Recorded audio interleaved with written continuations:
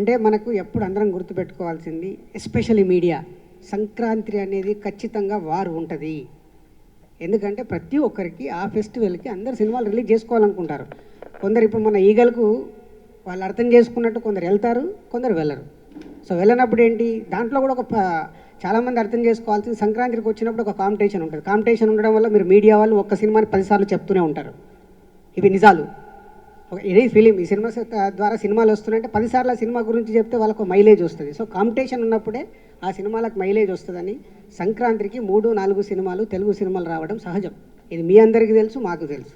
కాబట్టి సంక్రాంతికి తప్పదు.